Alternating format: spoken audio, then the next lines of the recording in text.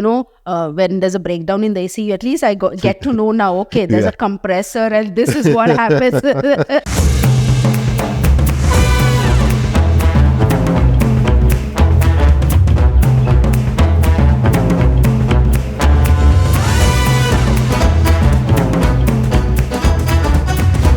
Hi guys, welcome to yet another episode of Pearls of Wisdom. And today we have a lovely guest with us, Vinolia from Kinka Spice. Am I right? So can you please introduce yourself? So I'm Vinolia. I'm the founder of Kinka Spice Restaurant. It's located in Al-Qusais, and our strength cuisines are Indo-Chinese, Mumbai chaat, and authentic North Indian. To add to it, momos are our best sellers from our cuisine. So I started to learn, from these people who come and say, oh, we can, with social media, we can do this, we can do this. A lot of people, as soon as you start running this, we'll do an email campaign, your phone will start ringing. Nothing happened. This was the same advice given to me, and there was a nice, blockbuster movie shown to me that it's going to be a blockbuster. Exactly. But yes. So the next social media agency or any other marketing agency comes and tells the same thing and tells me what they did wrong. And what these people are going to do right. Okay, let's try that out. And again, the same thing. Phones are not ringing. Nobody's coming into the clinic. Nobody knows where is Pearl Dental. Yes. Does Pearl Dental exist? Every doctors are unique, but I need to prove to the world why they choose me. When the social media didn't work and I was struggling, that's the time I actually came across one of my patients who introduced me to the BNI. It was after post 1 year, and that's the time that I joined BNI. So when I joined the group over there, it's BNI was the Business Networking International. It was completely different to what you see today. Back then, when I went, it was a completely different atmosphere. Professional attire. Very professional. No jokes, sitting down right on the table, serious. And I sat down there and oh my God, where did I come to? But more than that, this is the place that I'll be able to learn everything about business. Yeah. And that's the reason for me to sign up for the membership. So I thought and I did. The room was full of heavyweight business professionals, and I knew that there is a lot that I can learn from them, and they were eager to teach me as well and show me what's wrong, what's right, and everything. Yeah. Then from there, I got introduced to a business coach. His name is Phil Bedford.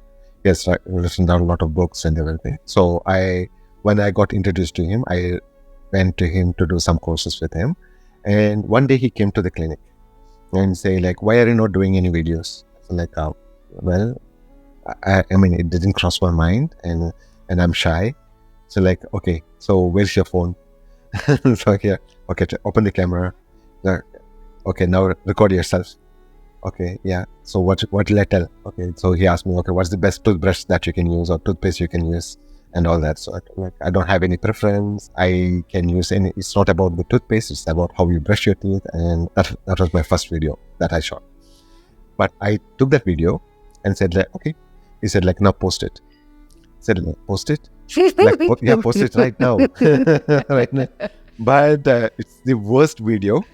I was not groomed. I was looking very shabby. There is no lighting. There's nothing. And I was post this. Yeah, post this right now in front of me, right now.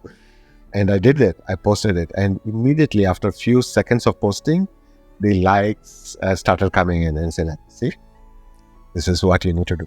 That was your debut in the market yes, Dr. Salah is here. I think our stories are similar, so similar, I can see. What you've gone through is the same, so same way when I did my first, really. I was very nervous and I'm not a camera person. Okay. I'm very shy to talk. I can talk backwards at the backstage, but when it comes to stage, there's a stage fear in me to talk.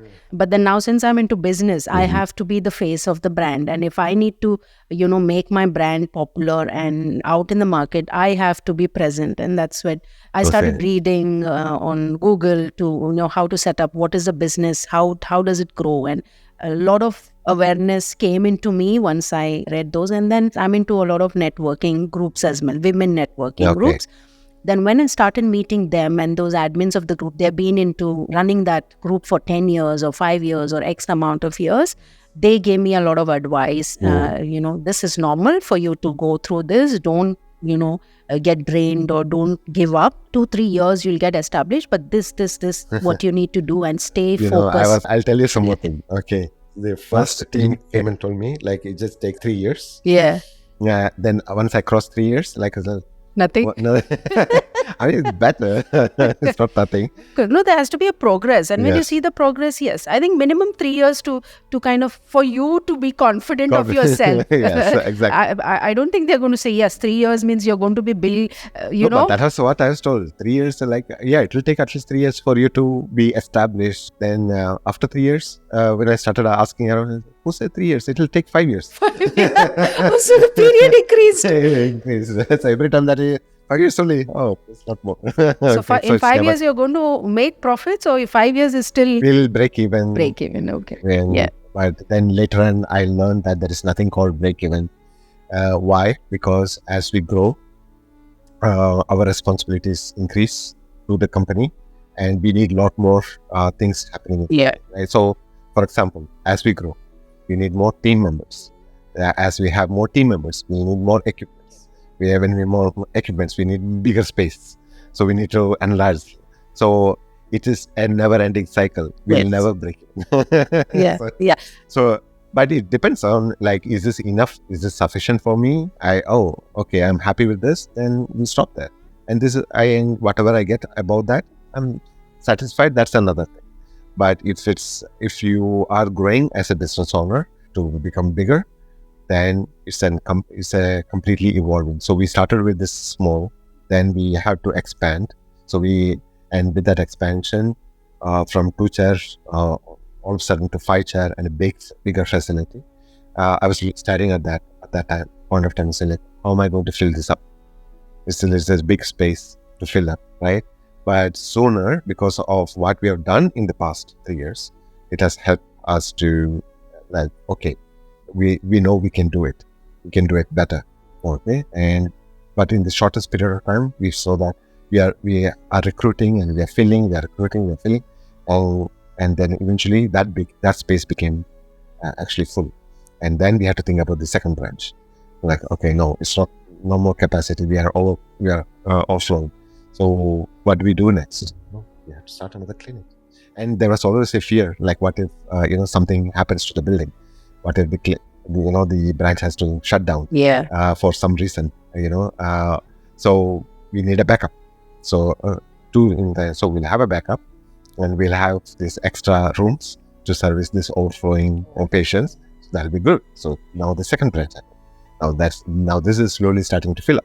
So and once this fill up, then probably now we are more courageous, and confidence increases, and then so on. So we can. I think that's what the goal, the vision is important for all of us. And what I've also noticed is that the vision is constantly evolving. Yes. So when I started the clinic I wanted to establish something that is different in the market. It's purely based on building a relationship, patient customer service, and how the customers, because I've been in the market for 10 years, right? So in the 10 years, wherever I have worked, I didn't see this, the way that the patients have to be cared for and all that. So this is something that I want to change, and that's the foundation. So whenever I recruit receptionists and nurse and everything, when I have to train them, they are all trained on this founding principle of the patient care. This is what Pearl culture is all about. Okay, how do we take care of our patients right from the moment that they walk into the clinic till the time they reach the doctor, and then back. From there, we build it up. So this was the initial journey, that when we are thinking about how to grow Pearl Dental Clinic, or what I want in my life, is first to establish a very good patient care. Second thing was, for me, myself, my personal journey, I want to be the best dentist in the world. I want to be a celebrity dentist. This is what my personal journey was. And that eventually led to me taking up a lot of cases, lot of courses, lot of challenges. Again, doing course after course after course. and so that I can improve my work for my patients and give the top quality this one. And eventually it did attract patients to me. Some of my patients are Miss Universe, to ex-presidents, prime ministers, ministers, delegates. So you're already a celebrity dentist. Yeah. So they all came in. So it was good. Wonderful. It was good feeling till I broke my back. Yeah. Is it? Yes, because I was over-exhausted my body, like in a way that I had to go through for a back surgery to have it fixed. And at that time, when I was in the hospital, because the pain was so bad that the doctor said, like, after the surgery, you are not going back to work for at least 1 month, minimum. Okay, maybe more, and you will not be able to work the way that you were working before. You will have to cut down on your work. And then I was lying down and I was thinking about what am I going to do with it.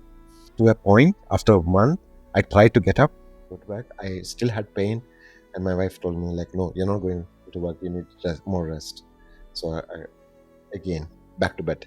At that point of time, we even thought about what it's think I might not be able to function. It's very difficult, right? When you're constantly working and for you suddenly to, take back and just do nothing. Yes. I can, relate, because I am like that. I have to work and I don't like to be idle all the time. And even if I'm idle, I can, at the most watch TV for 10-15 minutes, but then I love my work. So I get back. Like, even if I'm at home, I'm constantly seeing my camera, who's there, which patient, which customers are there, calling my staff to say, make sure you're giving the right service to them, talk to them, take the feedback, whatever, this is what separates you from the rest, right? Yes. Like where you are always on the pulse, on the lookout, and every customer who walks in is important, right? So this is and as you said, right, the customer service is like, I realize, I think our stories are so much similar. Customers, 1 year I had so much of complaints with the customers. I didn't have the right stuff, and I'm always there in the restaurant right from 8 in the morning, checking the quality of the food and everything. I start my restaurant with breakfast and lunch and dinner. It goes on. So some of my recipes are mine. Like, the purpose of starting this restaurant was to give people home taste food. That was always my goal, and that was always what I wanted to do whenever I start my restaurant. Why? I've been in the Middle East for 25 years, and weekends I used to eat out all the time. We love biryani. Me and my son used to love biryani. So Friday, Saturday was a weekend, and then we used to try all the restaurants, and kebabs. Sikh kebabs were our favorite. We never got good quality kebabs to eat, or even if it was biryani, it was never of that quality what you eat. Obviously you can't compare home food to outside food. So whenever it was my plan, whenever I start my restaurant, I'll make sure that whatever food you're given, it's like how you cook at home. No preservatives, no coloring. So that has always been there when I said I'm going to design my menu, and right enough I did that in my restaurant. So my best cuisine is Chinese, Indo-Chinese and char. So in Indo-Chinese, we don't use any Ajinomoto. We don't use any Ajinomoto. So that's one of the selling, I think, USP, if you can say, even with the customers, because customers, when especially ladies, if they are pregnant, they come and ask us, the first thing is, do you use Ajinomoto in your Chinese food? And when we say no, they are a bit surprised. Is she telling me the truth, or is she just kind of selling her product? Then I show them. We have a brand called Noor. It's suitable for vegan. It's vegan and suitable for vegetarians as well. So I tell them, this is the product I use, which is a substitute for Ajinomoto. This I don't too much, like the scientifically what happens, but it dries. It dries your system, your mouth, and there's some sort of discomfort when you eat that food. It's different for different people. It reacts differently for different people. But how did you find this other alternatives? When I was starting this restaurant, 1 year before, I was preparing, what will be the cuisine I'll have to have. I'm from Bombay. Chinese is one of the favorite cuisines in Bombay. Chaat is one of the favorite cuisines of Bombay. So these two were always there. And then I added North Indian. when I came I was looking for a place. So I went all over. I went to Karama, Dubai, Barsha. I went everywhere to for the location. Ultimately, when I came to Gises, I found that you don't have this kind of food. The Indo-Chinese, the authentic street food of Bombay and the authentic North Indian food is lacking there. And that's when I took this place up immediately, and I said, yes, I have to have this cuisine. So why I'm saying this is when I started off, we started with Chinese, and when North Indian people from Bombay, Delhi were looking in the vicinity for this kind of food. So gradually when people come, and as you said, word of mouth, that was so powerful. The word of mouth went out in the market. It's just lately about 6-8 months, like Kinka Spice is known to the public over there.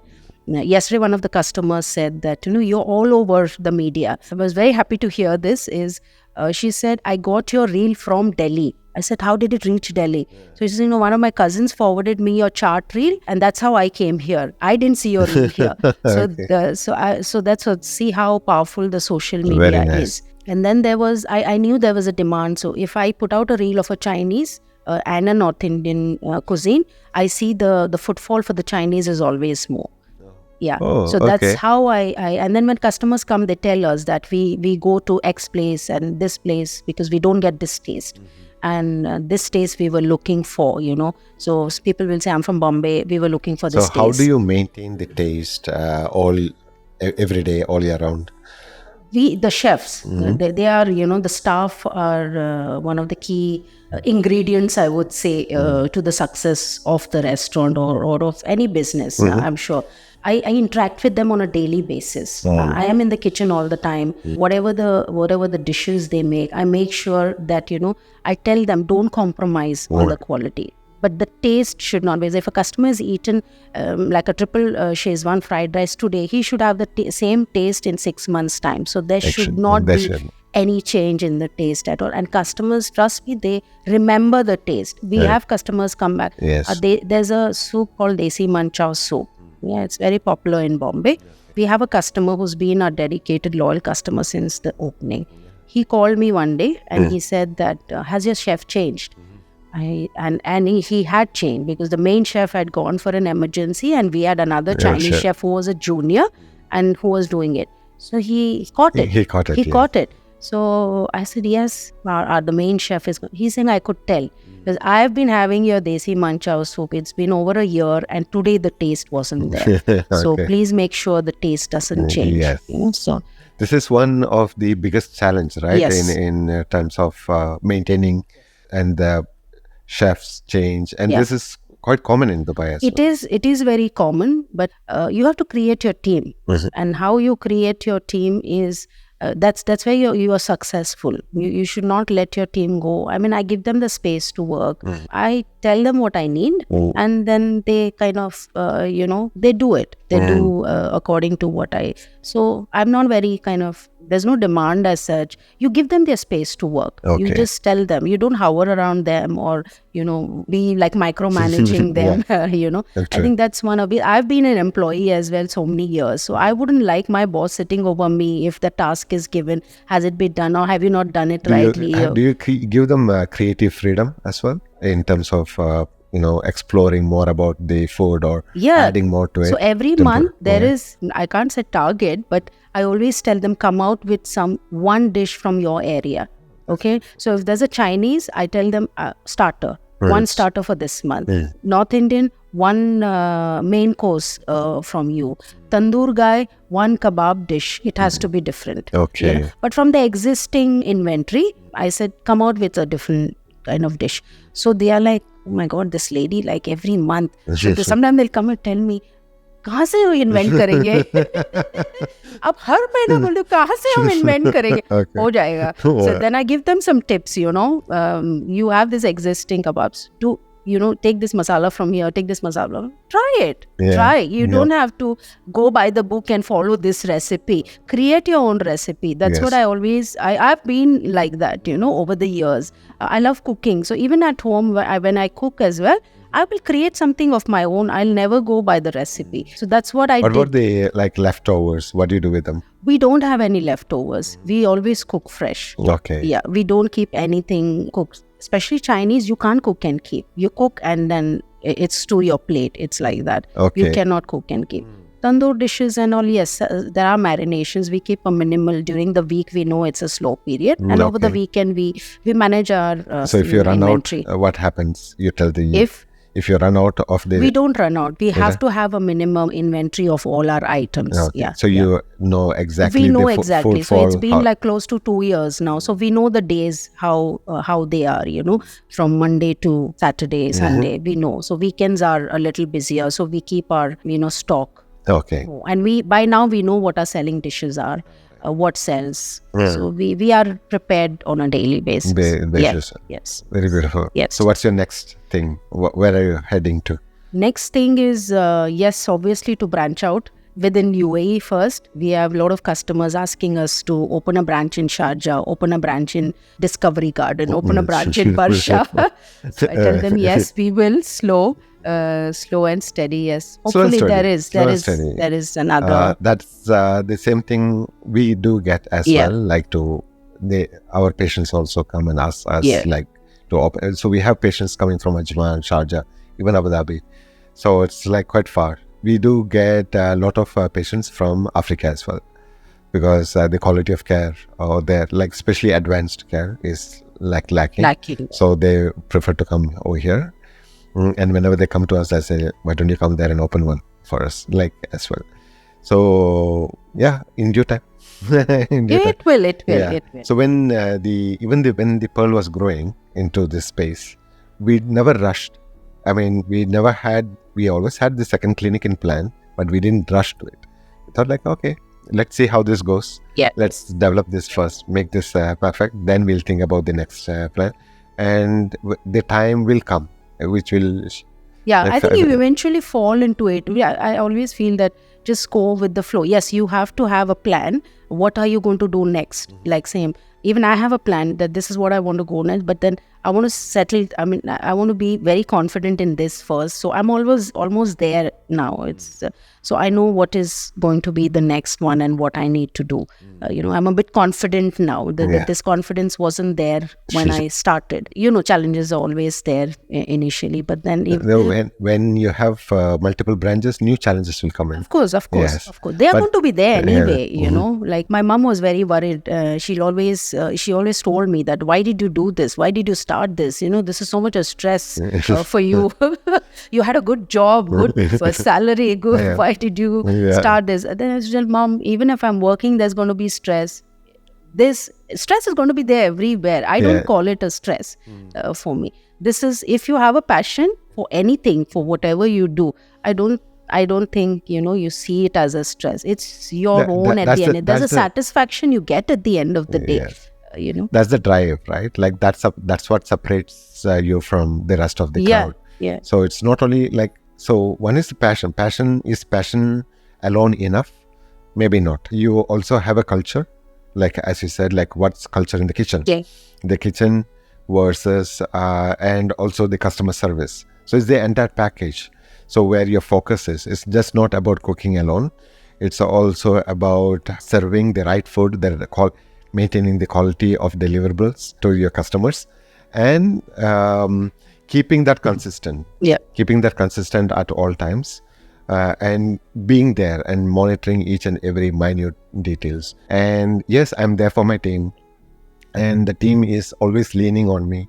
Especially when it's like a very crucial, if it's a difficult case or challenging case to take care of the patient, they know that like, okay, there's a Dr. Salah. I think it does that. That's how you give them the confidence. You have to just assure them that you are going to be there, whatever the situation is. And there shouldn't be any blame. Okay, now I'll ask you a question.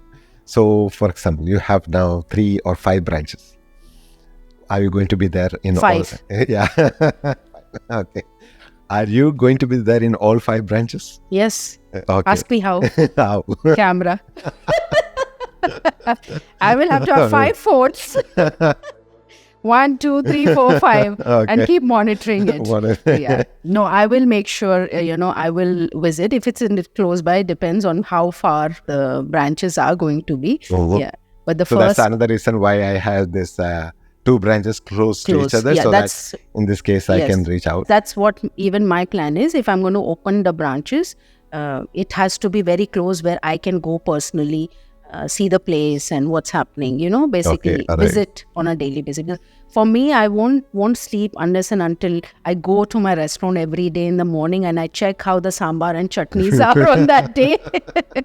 I am very restless. I went on leave, I think after last month. I went for it was for 1 week, but it got extended for 2 weeks. Okay. And I was so restless to come. Every day in the morning, I would call, everything okay? How is it going? And, I call them every time, and at least in a day, 2-3 times. And I always tell them, any issues, don't look at the time, call me. This is a lesson that I learned with a lot of difficulty. I'm kind of a control freak. Like, I want control on everything. I want control on how the reception handles the patients, to the nurses, how they're cleaning the instruments, to how they're organizing the things, everything.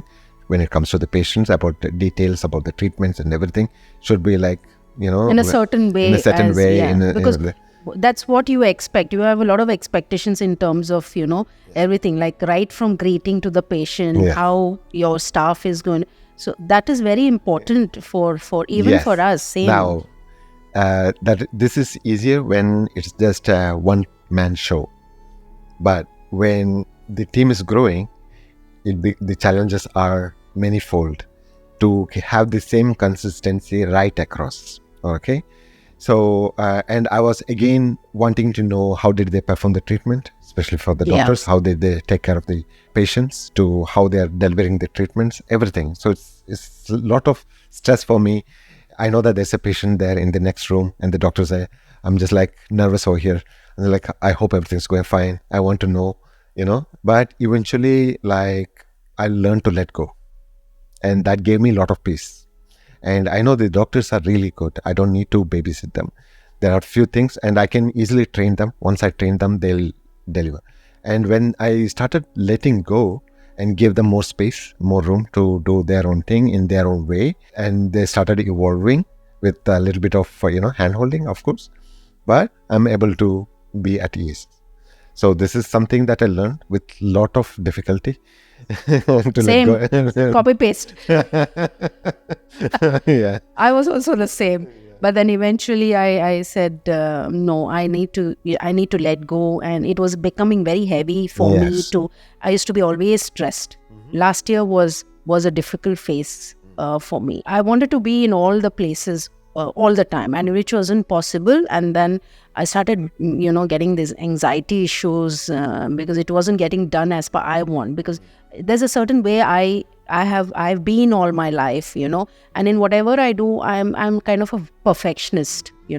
My son always calls me, you're a very OCD kind of a person. You want everything perfect. It cannot be. Everybody is not the same. Everybody won't work at your pace. Everybody won't think as you think or as you see. But then I had to train my staff, or by meeting them on a daily basis, like this is how it should be, because we have certain cuisines, and as you said, the taste habits. So I had to slowly kind of concentrate on each section and kind of tell them this is what it is, this is what you need to do. And then yes, they started to perform. And anything issues, it's like open door policy, like whenever you want, come to me. Don't get scared that I am busy, or just call me or message me if there's something urgent. So that gave me kind of, some kind of a stress, a relief over. You have to let go. You can't be controlling all the time, and you can't do everything all the time. Not possible. It's just going to drain you, and it's just going to kind of, stress you. You're going to be stressed all the time. Exactly. So now I have a very good team. I'm very happy with them. And all the doctors that I have formed a kind of a culture over here in the clinic, such that whenever a new doctor comes in, they get involved in it. And it's kind of strange first feeling, but they like it, of course, obviously, because this is a culture that they haven't experienced in other clinics or anywhere else. So when they come here, things are done differently, and the way that they approach the patients are different, and they have a lot of space to just concentrate on the patients, sit down, talk to them, and this one. And they feel very happy about it, but at the same time surprised that there is something different. And our patients do feel this. It's reflected back to the patients. So, it's the team mentality the team, how they perform. In your case, like from the cashier to the waiters to everything. In my case, about the nurses from the reception, it reflects, the team culture actually reflects through them onto the patients. So when the patients come, they feel it. They feel the positivity. They feel the energy from all the team members, and they know that they are happy here. Yeah. And if they are happy, ultimately they will take good care of. That's because you've established the process. I also come from a clinical background, so that end-to-end process is very, very important in a customer or a patient journey. Yes. We used to, in clinical terms, it's called a patient journey. But for me, in a restaurant, is a customer journey. It's similar. So right from the door, that smile to the exit smile, the entry and exit smile is very, very important. And then in between, the customer service is so important for the customer to come back. So our industry is such, we don't want like a one-time customer. We want we want repetitive customers. That's how you will grow as a brand. Recently, I learned about this thing called double thank you. Yes. Do you know what it is? No. Okay. So when our reception actually, so for today, this is the amount that needs to be collected. So they tell the patient, so for today, this is going to be. And when the transaction happens, the reception says, thank you for being our customer, coming and choosing us, and for the payment, right? Thank you. But at the same time, the patient says thank you back. And this thank you is because thank you for taking good care of me. I was nervous. I came here. I did it. Right? Yeah. So this is called double thank you. So and if that is established very well, that means it's a win-win situation. Yes, it's win for us and it's win for our customers as well. So I think customers, all they need is some kind of, there has to be some emotional connect. That is what over the months I have realized. One of the things what I do is, why people ask me, why are you here all the time? But I am here for the customers. I'm here to talk to the customers every day and make them comfortable. Sometimes people go ask me, okay, what is this dish? There were many customers. What differentiates, like you said, from the other restaurants to me is when they ask me about a product, what is there in this? I explain them what goes into that dish. So there are many customers who say, nobody explains to us what exactly goes and what's the it's a quick thing. But if we go to other restaurants that say it's paneer and this is what it is goes. So I tell them the process. Yes, paneer has so many dishes, but each dish is different. So it's so important to build that emotional connect with the customers. When they come in, when they're eating, when they go.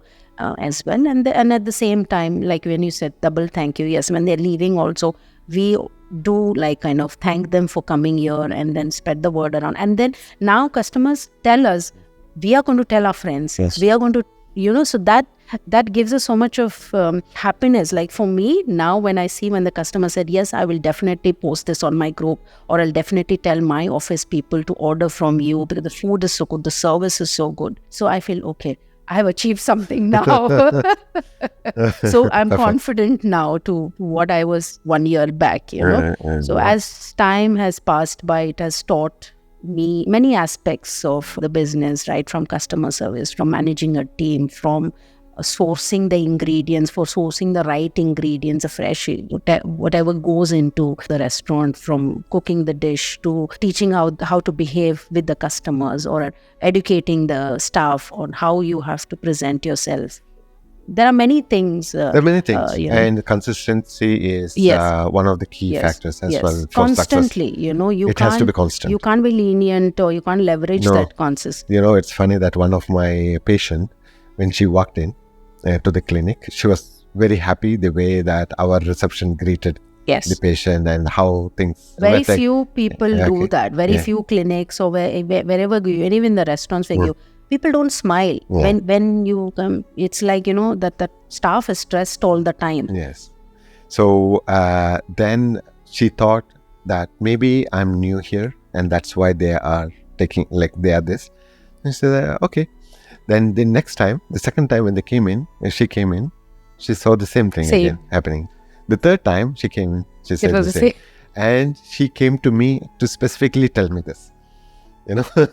See. So, I thought, the reason why she has to tell, she's so happy with the way that, it worked out, and that it's a consistent. Yeah. And it's not something that is special only for new customers or new patients or I something. think many new customers think that, okay, first time, and that's why they're nice to me. Yeah. Yeah. But then later on they realize like this is a regular ongoing thing. Yeah. So, and I'm very happy and thankful to hear this kind of things from our patients. Like now that you have been in this field for more than 10 years, I've just joined BNI. Yeah. So what advice would you give me in terms of when customers are upset? How do you handle that? We've spoken about customer satisfaction, but okay. So what about when a customer is dissatisfied? Okay. So first up is like whenever there is an issue, I was always nervous.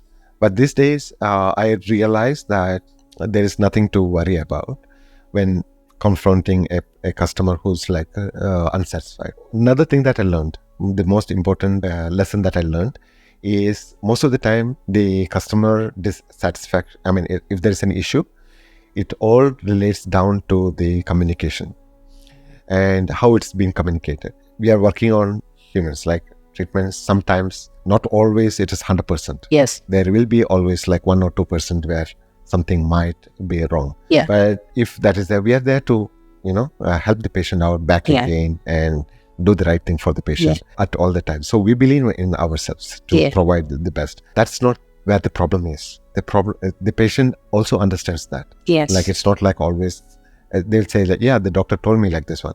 But it's about maybe we had issue with mismanagement of the timing of the patient or the appointment system, or they took me into the wrong room, or, there could be something very small which has upset most of the time it's very petty. It's very small. Yes. And that gave me like, okay, so what's it now? What went wrong? And I look at the communication trails, where things started falling apart. So recently I had a patient who was coming from all the way from Abu Dhabi. Okay, so it's far off, right? Like they're driving all the way from here. So the patient is coming in a way that he's thinking that this is the treatment that we are going to do today. But in actual, it's not that treatment, it's something else. And that only require us 10 minutes. The treatment that he had in mind is about an hour. Okay. So he need to block that kind of time to come and see us. So during the week, he usually prefers weekends. But for this specific treatment, he thought like he will come in on weekdays, make sure so that he can get this treatment out of the way and get it done. But when he came here, he realized that it's just a follow-up, it's just a quick touch of 5-10 minutes. It's like I drew all the way from Abu Dhabi just to get this done. And he got upset. Obviously, anybody would get upset. It's very clear, but it came down to the way that it was communicated was not clear, and that resulted in this. And when I moved on front and I talked to the patient, I realized that this was the issue. I told him like, we'll manage it from now on, and then he was very happy to. Communication is very, very important. Most of the time, even for us in the restaurant, many of the people are from different districts or states from India, right? So not necessary you eat paneer on a daily basis. You would not have seen paneer in your life. Yes. But then when you will order a paneer dish, you don't know, one is how it tastes, and how with what it has to be eaten, whether it has to be eaten with rice or roti or what. So that education is so important. So I always tell my service staff, first of all, when the customer comes in, you have to ask the preference first, and then, okay, when a person has ordered the dish, you have to ask them, have you tried this before? If not, so this is how you have to pair it with, or so that explaining that to the customer is so important. It's very important. Yeah. That's very nice. I have personal experience, like when I go to a restaurant, when the waiter comes and tells us exactly how to eat the dish. Yeah, because we've already pictured, and then you picture in your mind, yes, this is how the dish will come, and this is the taste I should expect from this dish. So you are prepared. Your appetite is prepared. Yeah, and sometimes a little bit of more of learning on different sauces that we have or something like that. Yes, it makes a lot of. If you want to stand out from the others, like you have to create this. Like for example, our momos, we have 2 different sauces which we make in house. So I always tell my customers that these are the sauces we make in-house. This is the sauce available everywhere, but the brown sauce is something which Kinka Spice makes. So the customer has to market that for me as well outside that. Why am I different? So if I would be the same as everybody, people will not come. Now, why people are coming to have my Chinese and why Chinese is getting popular and the chaat is getting popular is one of that reason as well.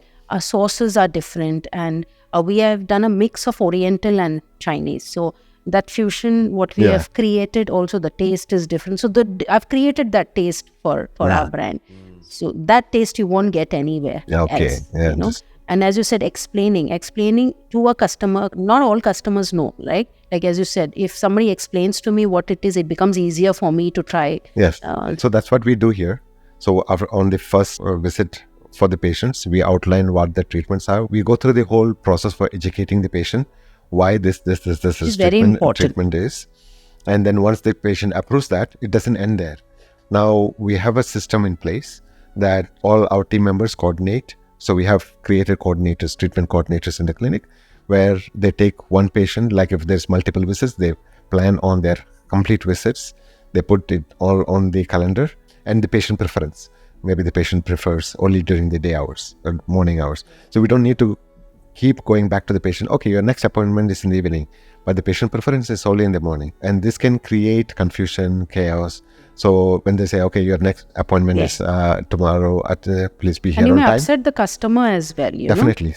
Because most of my patients are in senior management roles. So they have their time well cut out. Yes. Each and every moment is always cut out. Yes. So if they have to block their calendar for a dental treatment, it has to be well in advance, because if you don't do that, they would have given that time to somebody else. And then when you say, oh, you have an appointment tomorrow at this time and everything, they'll be like, they get really upset. So you have a reminder system as well. Yes. And another problem that we sometimes have faced is when there's bigger team. Yeah. If there's another patient coming and calling, I'll say, I have an emergency.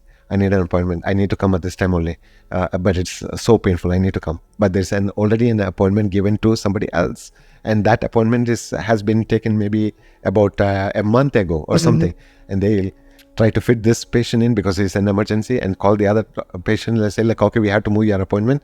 And then they get upset. And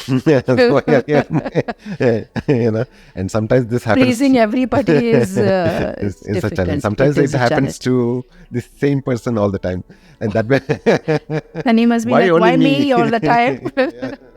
So why are my appointments being changed all the time? So this becomes a challenging. And of course, ultimately, where's Dr. Salah? I want to meet him. Who's in charge? So the way I confront them is like, of course, with full of confidence, lot of smiles, and listening to them completely, what they have to say. And once that is done, we tell, okay, I'm here. We'll take care of you. My team is here. Then everything is smooth after that. So it should not be a problem. But we see, after all, we are all humans, and my team is also humans. They are not robots in place. Like maybe the reception, one of them have to go for a toilet break or a lunch break. There'll be only one person. There's a call coming in. There's a patient right in front of I can relate it so well. We are in the same boat. So there are 3-4 things happening, and the nurse coming and talking, okay, you need to call this patient or call the lab. The work is not here yet. Call this lab. Lot of things handling. And there's one patient who's lost in the way.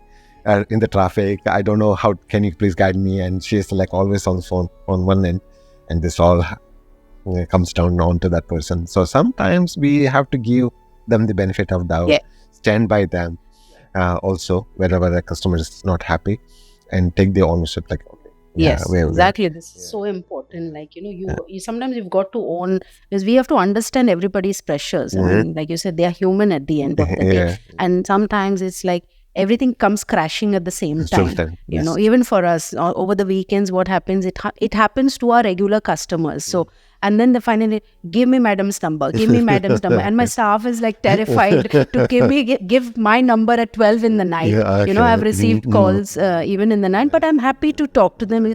I know it could be, they won't see. I always tell my customers, we don't want to delay your orders. We want to give, but there are situations where there's a breakdown of the vehicle. Yes. And many cases it has happened like that, So I had this one of the last customer was, very, very upset. His order got delayed. He had gas, the gas left, and yet the order was not delayed. And my staff didn't communicate properly, There was one thing what he didn't communicate, and that exploded the whole scenario. There was a big explosion.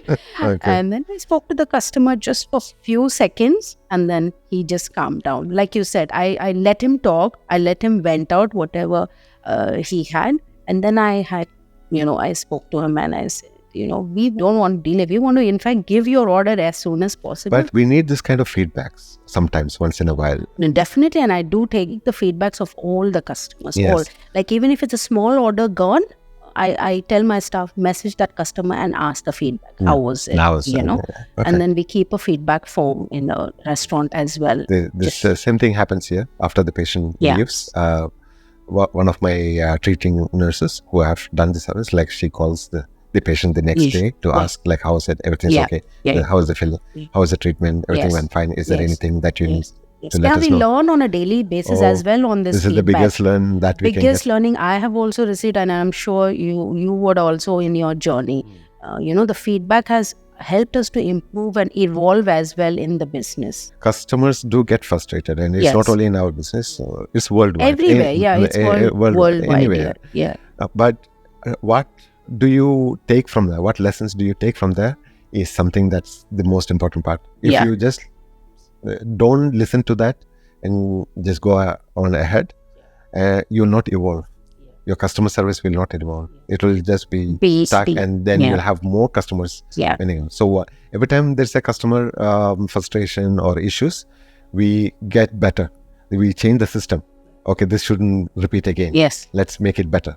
And then we completely eliminate that. Then something new comes up all the time. And I think it's good for us to have these scenarios on a daily basis, Well, one is it teaches us, and then even the troubleshooting happens at that time. You get solutions. You kind of you see a way forward as well in many things. I feel. And one more thing I like to tell you is all these customers, my patients, who came with the issues, they have become our most loyal customers.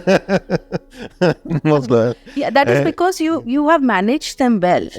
You have to talk to them. You have to come. And then there were cases, I'm sure, like when there's a trouble with those patients, we have gone out of our way. We have not seen the time. We have made ourselves available to them to talk to them, to hear them. Why were they upset? And that's probably the foundation.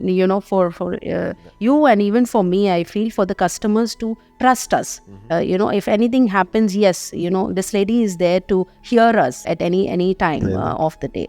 This is what. So you're in the right path. Like that's why sometimes most of the businesses, they don't put the owner's number, name, or face to it. But the moment that you put a face value to it, you earn the trust of many of the customers. It's very nice.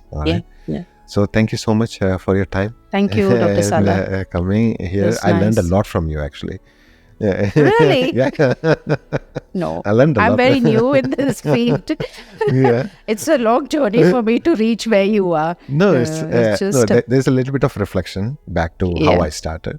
There are so many points that we didn't discuss. That is during the journey, you will always be affected on point to point with like issues. Like as I talked about my back surgery and the point that I may have to sell the clinic. I have to speak briefly on that as well. I'm going through it at the moment. So there were times when we started the promotions. As I told you, there was no visibility. So I need to work on something where the customer's footfall has to start off. So I started with the unlimited breakfast last August. That's when the flow of customers started coming. Some weekends it was so full, it was difficult to manage the customers, And then I would run to the kitchen to help my staff. So I was standing long hours. that impacted my lower back and my right leg. Oh, okay. And one day, I went to a clinic, and the doctor, my feet was swollen up, my right feet, and I had this issue of long standing. Sure. Okay. Has been there. Even when I'm cooking, I'm standing and cooking for long hours over the years. So there's always been an advice from the doctors, don't stand for too long. That standing for continuously for 10-15 days had a huge impact on my back and my leg, and my feet was swollen up. And I was advised by doctor, you can't walk for 1 week. Sure. You have to be at home for 1 week. And I'm like, doctor, no, I have to be tomorrow. I have a party and I need to be there. How are you going to go? So, but then I also have to, consciously put an effort not to stand for too long. And then I have to sit, and I can't, overstress my back. I have to take care of my back and myself. Very true. When you said that, I said, oh yes, it's a similar situation. And likewise, like there are so many others. This one will take up another episode completely, because this is the most difficult part of a journey in your business. Okay? Like you will definitely face issues, business-wise, problem-wise, and how you recover from that. How you don't collapse with it, like how you stand up, get up again and walk. I think few months back, I was in a situation where I was like, what did I do? Why did I do this? Why did I start? Because with finances, there are multiple things that comes your way. When you wake up in the morning, you don't know what you are in that day. But over the months, I have kind of learn to tackle it, and not with every problem has a solution. I always say, by me stressing out or overstressing, it's not going to solve my problem, right? So it's just that, yes, calmly I've started kind of to. I know it is going to come. Every day is not going to be a rosy day for me. There are days where I will expect these challenges. Someday the AC is not working. The food has got spoiled in the chiller because now it's summers. Oh, tell me about it. Yes, it's all happens here. Yes. So seasonal stress is there for us. I always say that every season we have different kind of stress. So summers will be different, winters will be different. Yes. It all happens here as well. Our chair breaking down, our compressors not working, functioning, AC, everything happens here as well. People think you're into business means you're enjoying your life, you're having a very that's part of the business. But as long as you enjoy it, it's okay. But and then you learn whether even when there's a breakdown in the AC, at least I get to know now, okay, there's a compressor and this is what happens. I agree. Every time that we make a new clinic, okay, we learn from what's wrong with the other old one, and then we make it better. But still, there'll be some new problems. I always used to say, oh, you have a takeaway from your earlier experience, but every experience has a new takeaway. I always thought, yes, that is it, and that's good. That's going to end all my problems. But no, you have a takeaway every time you encounter a new problem or you experience something. I think that's a good experience as well. All the takeaways teach you something, and makes you stronger to take on the next one. And I always I'm a person who kind of not crumble down easily. Yes, there are moments. We are all human at the end of the day. But then since I think I was the oldest in the family, my mother used to always give me all the responsibilities, So there are times. I think this one I'll have to research, because are the oldest children notorious? A bit more, in taking up challenges, in taking up, Is it universally that the oldest I'll have to do. Maybe, maybe you can do the oldest and the youngest. Okay, thank you so much for coming down. Thank you so much, Dr. It's a pleasure Salah. talking to you. Like I said. Lovely talking to you, and got to hear, your journey, which matches to mine as well. And yes, we'll be in BNI. We are in BNI anyway, every Friday, and I think every week I'm going to get to learn a lot from you. Likewise. Lovely meeting you and talking to you. Okay. All right. Thank you so much for watching. And if you like this episode, please do not forget to like, share, and subscribe. Do not forget to check out our space on Spotify and Apple Podcasts. Thank you so much for watching.